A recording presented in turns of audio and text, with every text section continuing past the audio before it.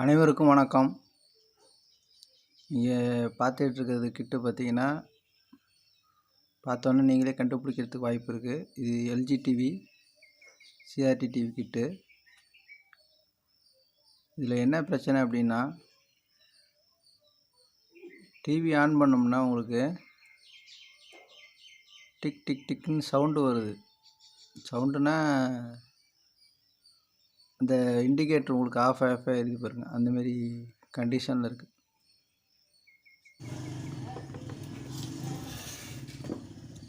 Power supply கொடுத்து பார்ப்போம், நீங்களும் பாருங்கள். லைட் ஆஃப் இருக்குதுங்களா? இந்த சவுண்டு எங்கேருந்து வருதுன்னா அந்த சுவிட்சிங் டிரான்ஸ்ஃபார்மர்லேருந்து வர்றது தான். அது எனர்ஜிஸ் ஆகும்போது வர்றது டிக் டிக் டிக் டிக்னு சவுண்டு வரும்.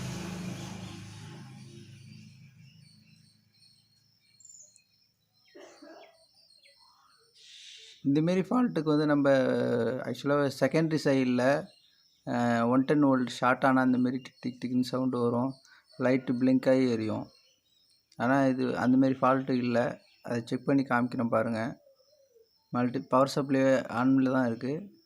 மல்டிமீட்டரில் நம்ம 600 வோல்ட்டில் செலக்ட் பண்ணி வச்சுருக்கேன், DC volt. Input volt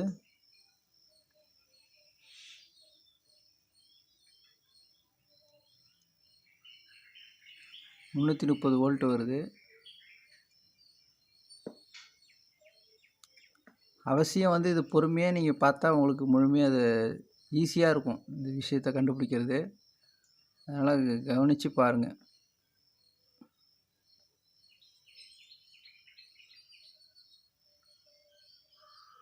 $110 volt secondary output வருதுங்க. ஆனால் ஸ்லைட்லி உங்களுக்கு வேரியேஷனை தெரியுது. என்ன வேரியேஷன்னா, உங்களுக்கு வோல்டேஜ் டிக்ரீஸ் ஆகுது, இன்க்ரீஸ் ஆகுது, டிக்ரீஸ் ஆகுது, இன்க்ரீஸ் ஆகுது பாருங்கள். அந்த உங்களுக்கு இந்த ப்ரைமரி சைடில் அந்த இண்டிகேட்டர் உங்களுக்கு பிளிங்க் ஆகிறத வச்சு நீங்களே கண்டுபிடிக்கலாம். பிளிங்கிங் சடனாக வந்து பிளிங்கிங் ஆகிட்டே இருக்கிறனால அவுட்புட் வோல்டேஜ்லேயும் அந்த வேரியேஷனும் வந்து போகுது. செகண்டரி வோல்ட்டு வந்து ஒரு கான்ஸ்டண்ட்டாக இல்லை அப்படிங்கிறத நீங்கள் இதில் தெரிஞ்சுக்கலாம். செகண்டரி வோல்ட்டுனால் என்னென்னா, உங்களுக்கு 110 volt, control volt, audio IC volt, இது எல்லாமே அதில் சேர்ந்தது தான் உங்களுக்கு செகண்டரி செக்ஷனு.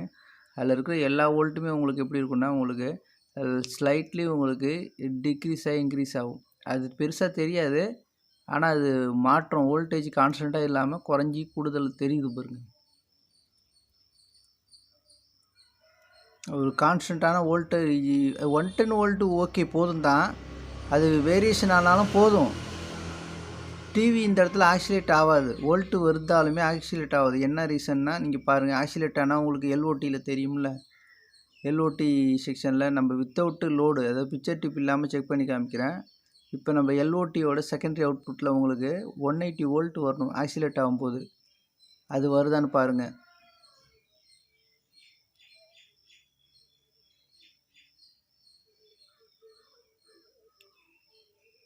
ஓகே, இந்த செகண்டரி வோல்ட்டு 180 வோல்ட்டு வரணும்ல, அந்த இடத்துல என்ன ஆகுதுன்னா, நம்ம கொடுத்த ப்ரைமரி வோல்ட்டு ப்ரைமரிங்கிற இந்த பேசிக்காக நம்ம 110 B+ கொடுக்குறோம் பாருங்கள், அந்த வோல்ட்டு தான் அதுலேயும் வந்து காமிக்குது மல்டிமீட்டரில்.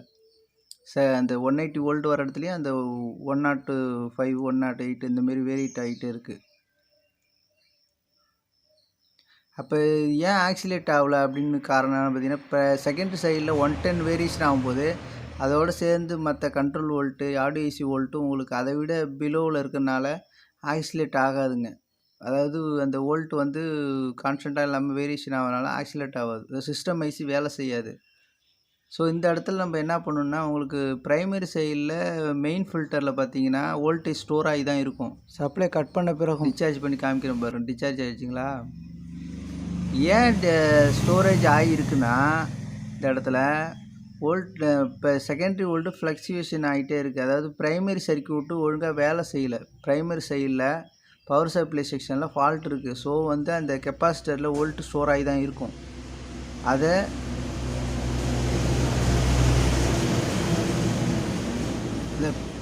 அந்த மெயின் ஃபில்டரில் இருக்கக்கூடிய வோல்டேஜை டிஸ்சார்ஜ் பண்ணிடணும். பண்ணிவிட்டு தான் நம்ம ஃபர்தராக ஒர்க் அவுட் பண்ணி என்ன பிரச்சனைன்னு பார்ப்போம்.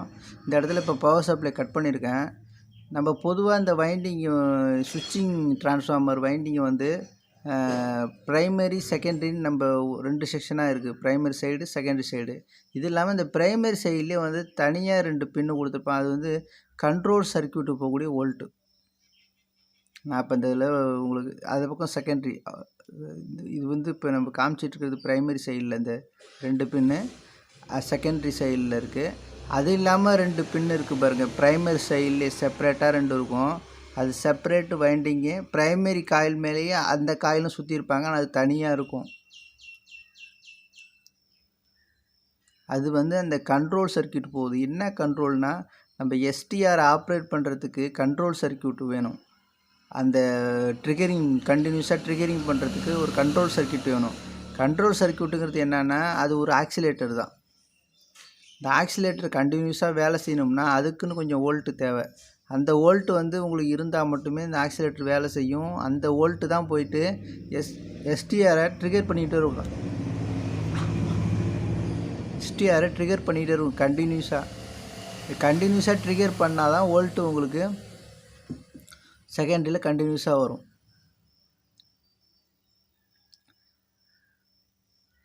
பேசிக்காக கான்செப்ட் என்னென்னா நம்ம பவர் சப்ளை கொடுத்து இன்புட்டு கொடுத்த உடனே ப்ரைமரி வோல்ட்டு, அதாவது அந்த மெயின் கண்டென்சர்லேருந்து மெயின் காயிலுக்கு ப்ரைமரி காயிலுக்கு வோல்ட்டு போகும் ஃபஸ்ட்டு. அதே நேரத்தில் எஸ்டிஆர் வந்து ட்ரிகர் ஆகும். எப்படி ட்ரிகர் ஆகும்னா நம்ம கொடுத்த இன்புட் இருக்குல்ல ஏசி வோல்ட்டு, அந்த ஏசி வோல்டேஜ் வச்சு ஒரு ரெசிஸ்டன்ஸ் மூலமாக ட்ரிகர் பண்ணுவாங்க. ஃபஸ்ட்டு 1 டைம் மட்டும் டைரெக்டாக ட்ரிகர் பண்ணுறது without control circuit. First trigger பண்ணுறது அந்த உங்களுக்கு ட்ராக்கு செக் பண்ணி ட்ராக்கை காமிக்கிற பாருங்க. ஒரு ட்ராக் தனியாக போகுது பாருங்கள் செப்பரேட்டாக ஏசி வோல்ட் டைரெக்டாக ஒரு ரெசிஸ்டன்ஸ் போட்டு. அந்த ரெசிஸ்டன்ஸ் வந்து எஸ்டிஆரோட அந்த பின் நம்பர் 4க்கு போகுது. எஸ்டிஆரோட பின் நம்பர் 4க்கு போகுது. அங்கே வந்து ஃபஸ்ட்டு ட்ரிகரிங் டைரெக்டாக ஏசி வோல்ட்டு தான் ட்ரிகர் பண்ணுது. ஆன் பண்ண உடனே அந்த ட்ரிகர் பண்ண வேகத்துக்கு இந்த ஃப்ராக்ஷன் ஆஃப் மைக்ரோ செகண்டில் செகண்டரி அவுட்புட் வோல்ட் வரும். அந்த ஃப்ராக்ஷன் ஆஃப் செகண்ட்லேயே உங்களுக்கு செகண்டரி அவுட்புட் வோல்ட் வரும். அதே நேரத்தில் அந்த கண்ட்ரோல் சர்க்யூட்டுக்குன்னு போகக்கூடிய கண்ட்ரோல் வைண்டிங் சின்னதாக இருக்கும் காயில், அந்த காயிலையும் அதே செகண்டில் உங்களுக்கு வோல்டேஜ் உருவாகி வரும். இதான் பேசிக்கு. இந்த வோல்ட்டு தான் வந்து எஸ்டிஆருக்கு உள்ளார வந்து ஆக்சிலேட்டர் இருக்கும். அந்த ஆக்சிலேட்டரை வேலை செய்யறதுக்கு தான் கண்ட்ரோல் சர்க்யூட்டு. ஸோ அந்த கண்ட்ரோல் சர்க்யூட்டு உள்ள வோல்ட்டு போகலைன்னா உங்களுக்கு உள்ளார எஸ்டிஆர் வந்து உள்ளார இருக்கக்கூடிய ஆக்சிலேட்டர் வேலை செய்யாது. கண்ட்ரோல் சர்க்யூட் இயங்கலை அப்படிங்கும்போது வேலை செய்யலைன்னா என்ன ஆகும்னா உங்களுக்கு செகண்டரி அவுட்புட்டு வராது. திரும்பி என்ன ஆகுது, அகைன் அந்த ப்ரைமரியில் நம்ம கொடுத்த டைரக்ட் ஏசி வோல்ட்டு போய் திரும்பி அந்த பின் நம்பர் 4 ட்ரிகர் பண்ணும். ட்ரிகர் பண்ண உடனே செகண்டரி அவுட்புட் வரும். கண்ட்ரோல் சர்க்யூட் வேலை செய்யாததுனால திரும்பி என்ன ஆகும், செகண்டரி அவுட்புட் கட் ஆகிடும். திரும்பி ட்ரிகர் பண்ணும். பின் நம்பர் 4 எஸ்டிஆரோட பின் நம்பர் 4ல் ட்ரிகர் பண்ணும் ஏசி வோல்ட் டைரெக்டாக போய்ட்டு. இது கண்டினியூஸாக நம்ம வந்து ட்ரிகர் பண்ணும். செகண்டரி அவுட்புட் வந்துட்டு கட் ஆகிடும். திரும்பி ட்ரிகர் பண்ணும். செகண்டரி அவுட்புட் வந்துட்டு திரும்பி கட் ஆகும். இது வந்து இந்த ஃப்ராக்ஷன் ஆஃப் செகண்டில் நடக்கிறதுனால தான் அந்த லைட் வந்து ஆஃப் எரியுது. ஏன்னா இந்த கண்ட்ரோல் சர்க்யூட் இப்போதைக்கு வேலை செய்யலை.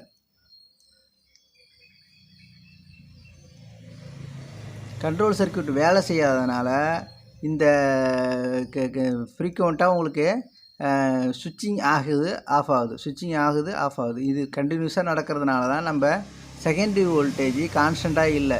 ஏன்னா நம்ம இங்கே எஸ்டிஆர் வந்து கண்டினியூஸாக ட்ரிகரிங் ஆகலை. அதாவது கண்ட்ரோல் சர்க்யூட் மூலம் ட்ரிகரிங் ஆகினா தான் உங்களுக்கு கண்டினியூஸாக உங்களுக்கு வோல்ட்டு. அதாவது ப்ரைமரி சைடில் இருக்கக்கூடிய இந்த கண்ட்ரோல் சர்க்யூட்டில் இருக்கக்கூடிய ஆக்சிலேட்டரு வேலை செய்யலை. என்ன காரணம்னா ஆக்சிலேட்டர் சர்க்யூட்டுக்கு தேவையான வோல்ட்டு இல்லை.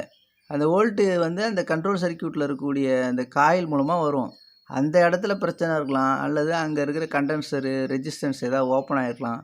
அப்படிங்கிறது தான் இந்த இடத்துல நம்ம முடிவு பண்ண வேண்டியது. வேறு ப்ரைம் செகண்டரி சைட்லேயோ இல்லை வேறு ஐசி அந்த பக்கம் இல்லை நம்ம எல்ஓடி சைடில் ஏதாவது ஷார்ட் ஆகிருக்குமா அப்படின்னு நம்ம திங்க் பண்ணணும். ஏன்னா எதுவுமே இல்லை செகண்டரி சைடில். ஒன்று எல்ஓடி பக்கம் எல்ஓடி ஷார்ட் ஆகிருந்தாலோ அல்லது ஹச் அவுட்புட் டிரான்சிஸ்டரோ இல்லை 110 வோல்ட் எங்கேயாவது ஷார்ட் ஆகிருந்தாலும் தான் லைட்டு பிளிங்க் ஆக எரியும்.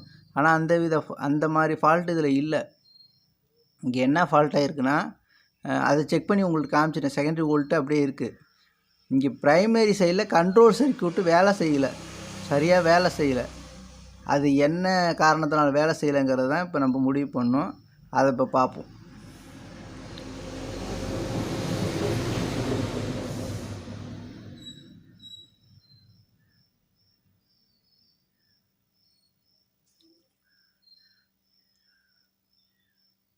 கண்ட்ரோல் சர்க்யூட்டில் இருக்கக்கூடிய ஆக்சிலேட்டர் பாடி தான் கிட்டத்தட்ட 10 கிலோஹெர்ட்ஸுக்கு மோர் தென் 10 கிலோஹெர்ட்ஸ் 20 கிலோஹெர்ட்ஸ் அந்த ரேஞ்சில் வந்து ஃப்ரீக்வன்சி ஆக்சிலேட் ஆகிட்டுருக்கும். அது ஆக்சிலேட் ஆகலைன்னா உங்களுக்கு ட்ரிகரிங் ஆகாது. அது அந்த பின் நம்பர் 4 காமிக்கிற நம்பர் இருக்குது, அதில் தான் வந்து அந்த ஆக்சிலேட் ஆகி அந்த வோல்டேஜும் சேர்ந்து போகும், அந்த கண்ட்ரோல் சர்க்யூட்லேருந்து போகும்.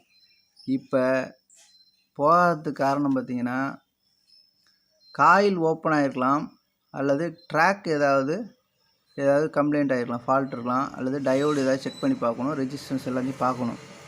முதல்ல வைண்டிங் செக் பண்ணி காமிச்சிடுறேன் பாருங்க. காயில் வைண்டிங் ஓகே தான், ஆனால் வந்து அந்த ட்ராக்கில் ஓப்பன் இருக்குது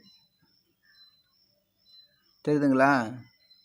காயிலில் கண்டினியூட்டி காமிக்குது, காயில் பின்னில். அந்த பின்லேருந்து ட்ராக்கு வந்துட்டு அதுக்கப்புறம் அந்த டயோடில் வந்து உங்களுக்கு கண்டினியூ ஆகலை, கண்டினியூட்டி காமிக்கல பாருங்கள். ட்ராக் ஆனால் இருக்குது, ஒரே ட்ராக் தான், ஆனால் கண்டினியூட்டி காமிக்கல.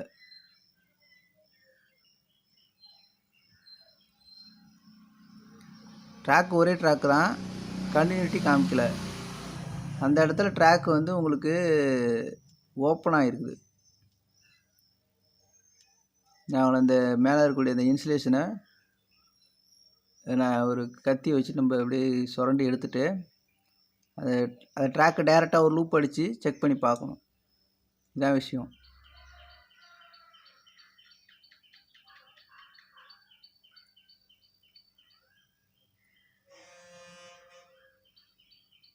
ஓகே, ட்ராக் வந்து இது பண்ணியாச்சு, இன்சுலேஷன் மேலே இருந்த இது எனாமல் எடுத்தாச்சு. இப்போ வந்து டைரெக்டாக வந்து ஒரு ஒயர் போட்டு லூப் அடிச்சிட வேண்டியதான்.